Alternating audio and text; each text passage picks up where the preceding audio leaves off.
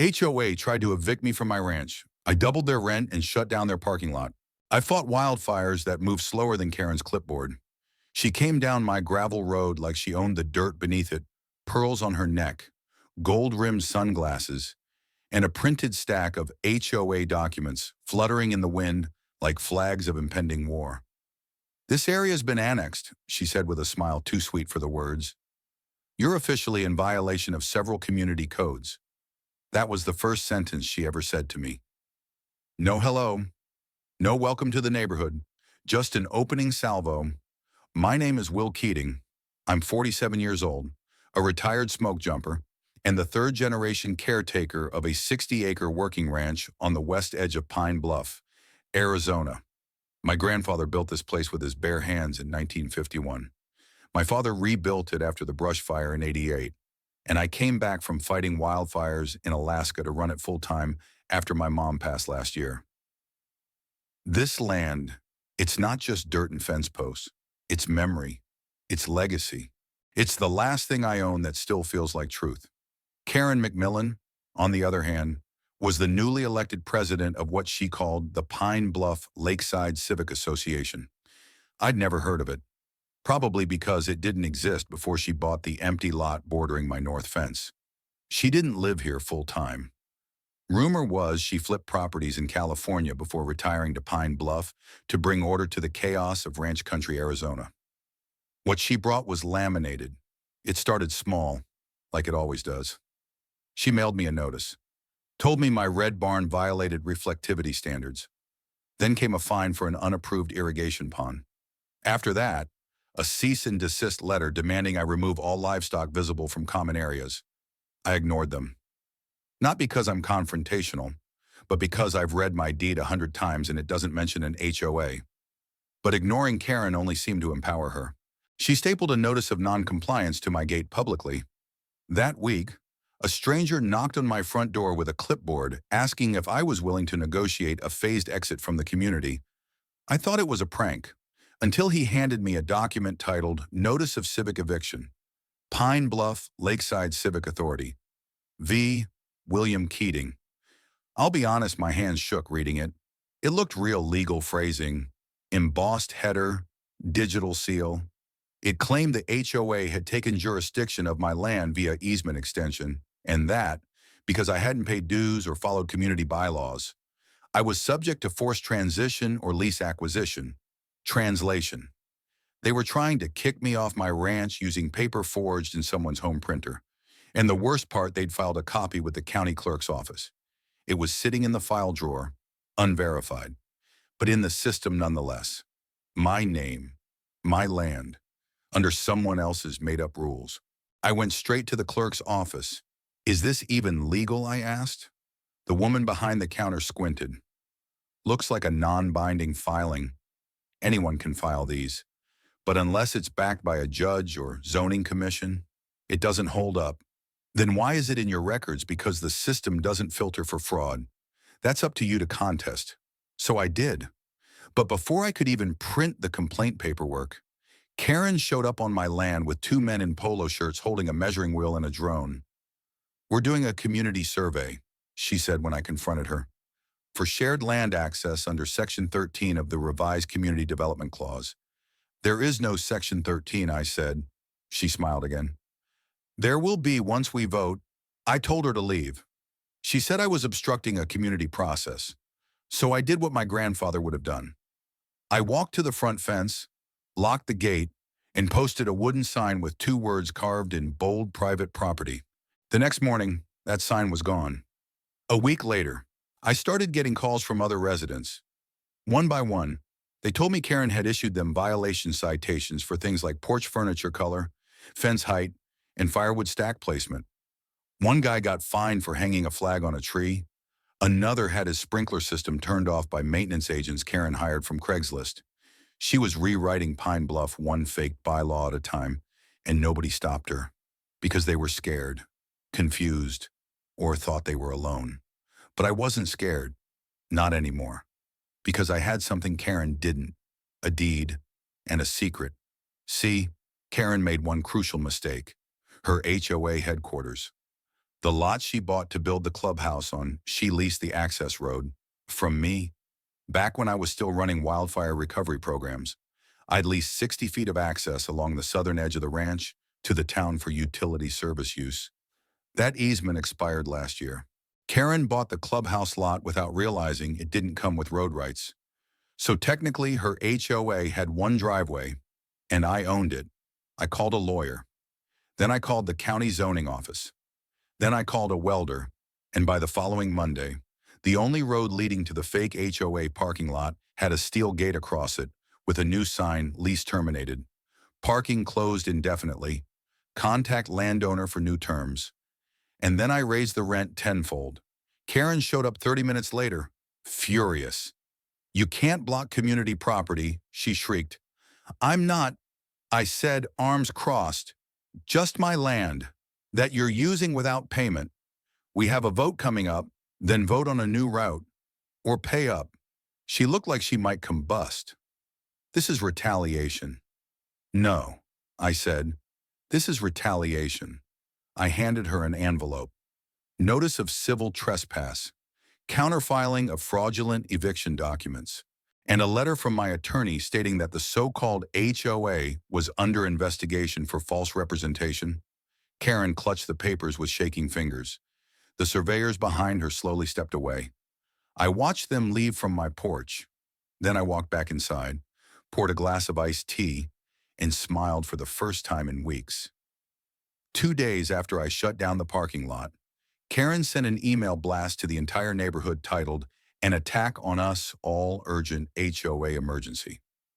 It was filled with bold fonts, exclamation points, and a laughable accusation that I was attempting to sabotage community cohesion through obstruction of collective movement. Apparently, I was now an anti-civic obstructionist. That morning, a neighbor named April knocked on my door. She was holding her phone and shaking her head. "Will," she said, "is any of this real? What part the HOA, the dues, the violations, the upcoming community vote on your eviction?" She sent that to everyone. I handed her a folder, inside notarized land records, screenshots of the fake HOA PayPal account, and a zoning office letter confirming Pine Bluff Ranch Estates had no official HOA on file. She sat down on my porch steps. She said we'd lose access to garbage pickup if we didn't vote with her. "She's bluffing," I said. "The city handles waste collection." April stared out toward the clubhouse. How did she get this far? Because people believed her. Later that afternoon, I took a drive to the county records office. Tiffany, the clerk I'd met before, had something for me. She tried filing a lien against your ranch. She said, "Used a form with a fake legal seal. We flagged it. Is that a crime?" "It is if she signs it as an officer of a non-existent legal entity," which she did. Twice. I raised an eyebrow. "She also filed a complaint to code enforcement, claiming your cows are structurally disruptive." I laughed so hard I snorted. Tiffany didn't smile. "She's dangerous," she said. "She's weaponizing paper and hoping no one reads the fine print." I knew that game. Bureaucracy was a language of intimidation, and Karen was fluent. I took the next step. I called up a contact I hadn't spoken to in years, Lisa Gomez, an investigative reporter with the Arizona Tribune. We'd met after I testified during a corruption probe into a state fire suppression contract. She trusted me. I gave her the story: fake HOA, forged filings, fraudulent fines, attempted property seizure, and the fact that I owned the only legal access to their entire headquarters. She didn't hesitate. "I'll be there in 2 days with a camera crew." Meanwhile, Karen was spiraling.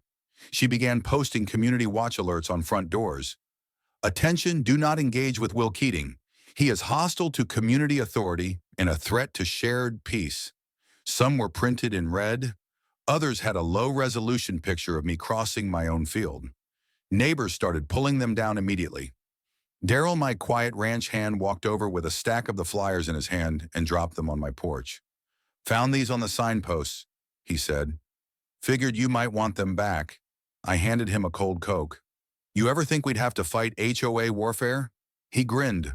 I just hope she tries trespassing again. We just painted that no entry sign. Then came the biggest mistake she ever made. Karen mailed eviction notices not just to me, but to 3 other ranchers whose land had no connection to her properties. Each letter had a return address that listed the Pine Bluff Civic Authority HQ on the lot she bought. The one that now had no legal road access. The letters contained this line: "You are required to vacate the premises within 30 days or face administrative reassignment."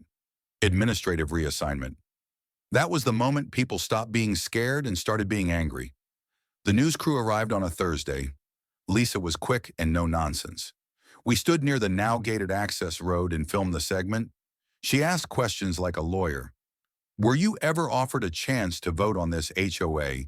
Have you seen legal proof of its incorporation? Can you show us the access lease termination document? Yes. No. And yeah, she even interviewed April and 2 other people who had previously paid dues and received nothing but threats in return. Then she asked the big one, "What do you want people watching this to understand?" I looked into the camera. That power isn't always loud. Sometimes it's a piece of paper slipped under your door, telling you that you don't belong where you've lived all your life. People like Karen hide behind fake rules, but you don't beat them with shouting. You beat them with facts, with the truth, with land deeds and courage. The segment aired that weekend. It blew up. Neighbors from other towns shared their own HOA horror stories in the comments. People across Arizona posted pictures of their own laminated citations with captions like, "Karen's cousin," or "Is this how it starts?" But more importantly, local officials noticed. The zoning commissioner personally emailed me asking for copies of everything. Karen, she panicked. She sent a cease and desist to the news station, filed a complaint with the city council, tried to declare a neighborhood emergency ordinance to ban interviews within HOA jurisdiction. Lisa posted the letter on Twitter with the caption, "We've investigated cartels, casinos, and Congress." Karen may be the first to threaten us with an HOA that doesn't legally exist. It got 40,000 likes in one day. And then the permit office called. Apparently, Karen's so-called clubhouse was never zoned for anything but light agricultural use. No gatherings, no signage, no business transactions. When asked to produce documents proving otherwise, she handed them a flyer. By the end of the month, the county had revoked her operating license, ordered the demolition of illegal structures on the clubhouse lot, filed charges for false filings, and referred her to the state attorney general's office for investigation into real estate fraud. The best part, the HOA members, all 8 of them, had nowhere to park anymore. And after my new lease terms were reviewed by the county, they were upheld. They now had to pay me $2,500 a month for access to the parking lot they tried to evict me over. Half the HOA board resigned. Karen vanished.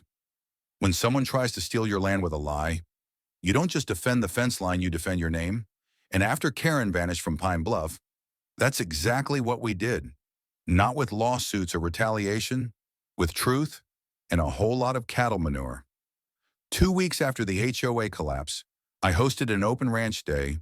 No RSVP, no community standards, just good people, free chili, and 3 bands who'd rather play under mesquite trees than bar lights. We called it the Fence Line Revival.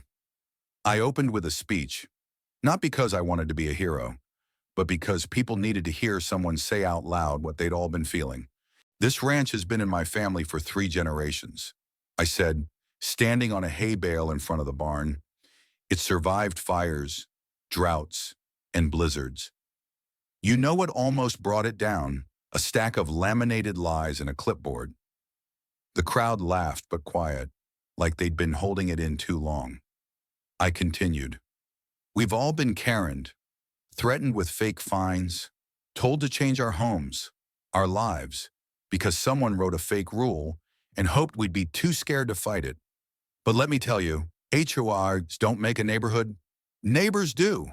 That got a cheer, a real one this time. We raised nearly $8,000 in one afternoon donations from folks who'd been fined, threatened, or just wanted to say thanks. I didn't keep a dime. We used it to install solar-powered lights on all the easement gates and build a community fire break trail across the north end of my ranch. Not only did it improve safety, it sent a message. This land protects everyone.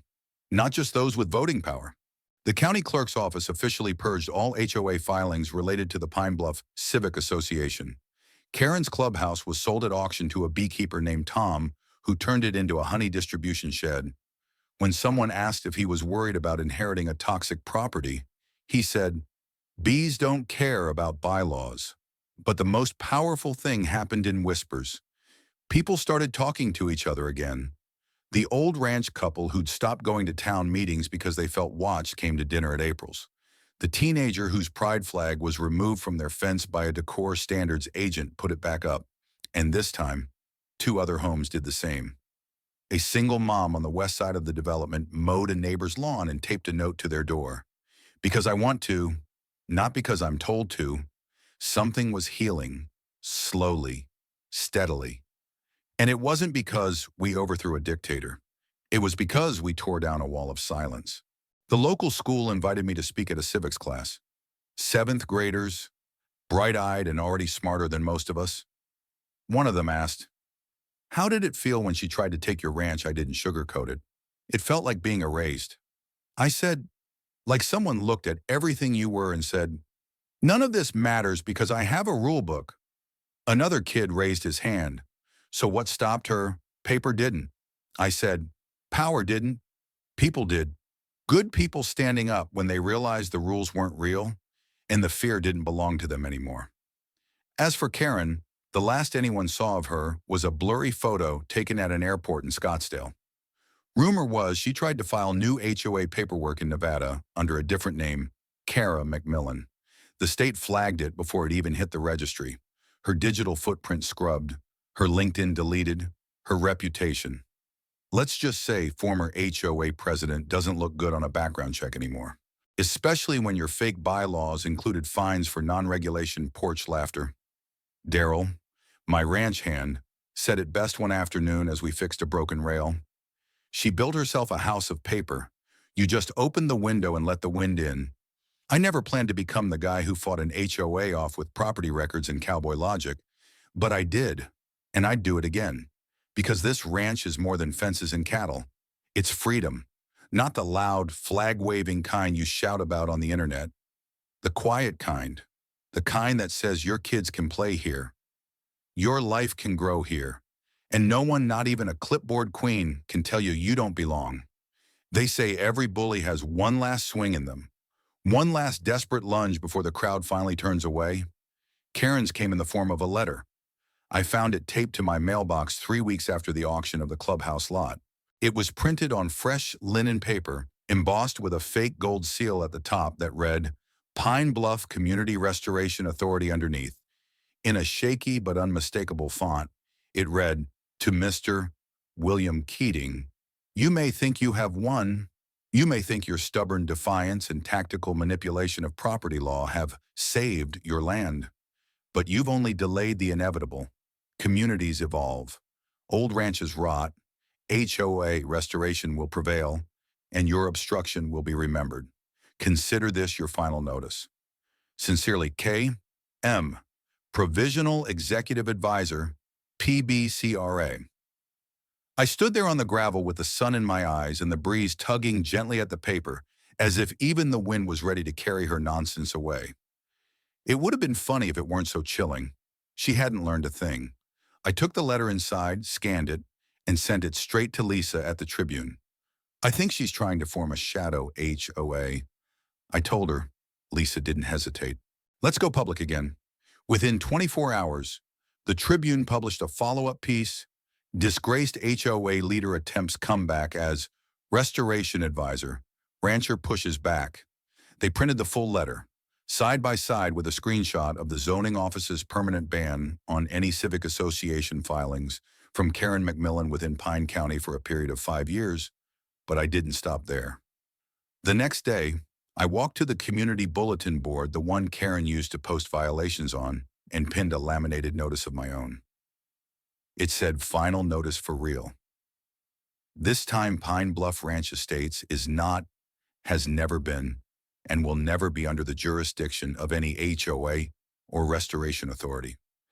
Any further attempts to impersonate authority, issue fake fines, or threaten residents will result in criminal charges under state law. Sincerely, Will Keating, landowner, fence builder, neighbor underneath. I duct taped a copy of my ranch deed highlighted, notarized, and laminated. The bottom read, filed, recorded, defended. Come and get it. The message spread faster than mesquite smoke on a windy day.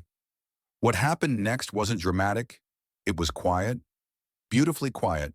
No more flyers, no more clipboards, just neighbors planting tomatoes, patching their driveways, and helping each other rebuild what Karen tried to fracture. We painted the old HOA mailbox post sky blue and turned it into a little free library. Kids filled it with books. Adults filled it with seeds and notes that read things like, "Need help with your fence? I'm around after 4. Got too many lemons? Come take a few, community," without coercion. That's what Karen never understood. Then one day, we got a call from the county prosecutor's office. They'd concluded their review of the HOA scam and were moving forward with formal charges: real estate fraud, falsified legal documents, wire fraud thanks to the PayPal evidence, and impersonation of public authority. Karen was being indicted. And the best part, the subpoenas were sent to her last known address, the fake HOA lot she no longer owned, now occupied by a bee shed named Queenie. You couldn't write a more poetic ending if you tried. I didn't celebrate. Not outwardly, anyway. I just took Ava, my goddaughter and the closest thing I have to family, to the fence line and handed her a hammer. "Want to help me hang a new sign?" She beamed. "What does it say?" We walked together to the north gate, the one Karen had tried to use as her so-called community access easement. We nailed in a wooden board, hand-carved, painted in bold blue. "Welcome to Pine Bluff Ranch. This land belongs to nobody but the people who love it." Neighbors came out and took photos. Some cried, some laughed, some just stood in silence, staring at the ranch they once thought they'd lose to a woman with a borrowed title and too much toner. But what they saw now wasn't fear.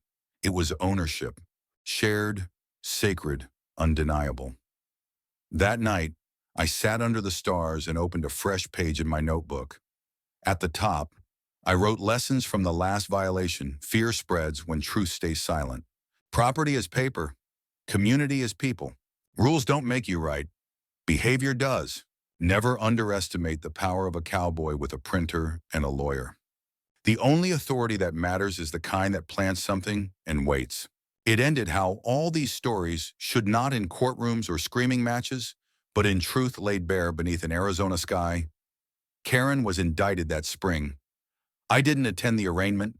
I didn't have to. Her mugshot ran on the 6 o'clock news. No clipboard, no gold seal, just a woman behind glass, with the whole state finally seeing what we'd been living with for months.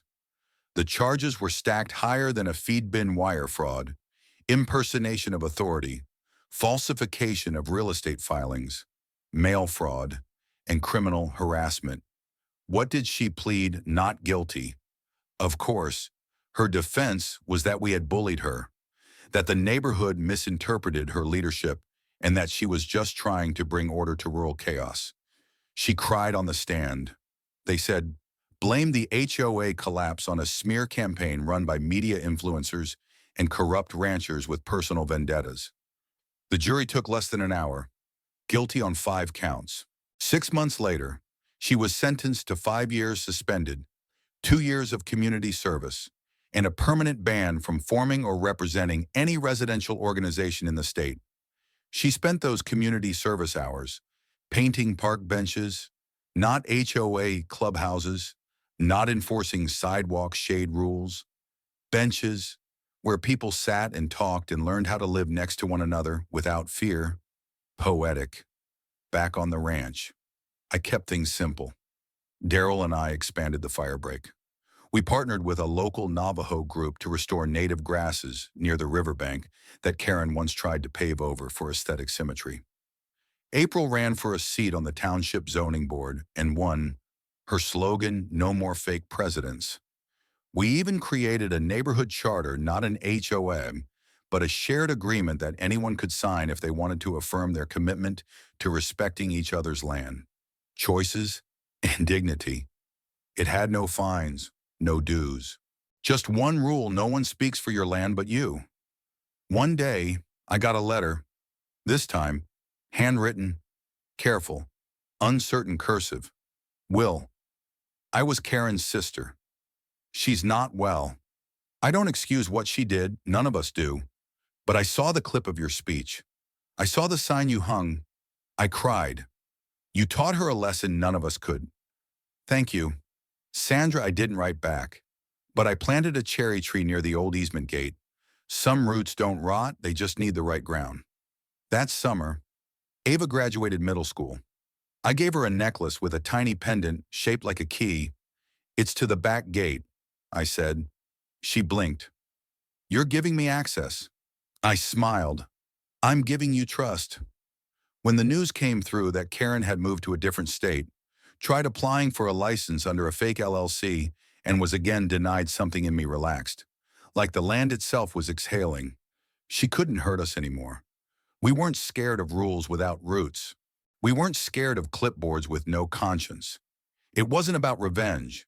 It was about reclaiming a truth that got buried beneath bureaucracy and fear.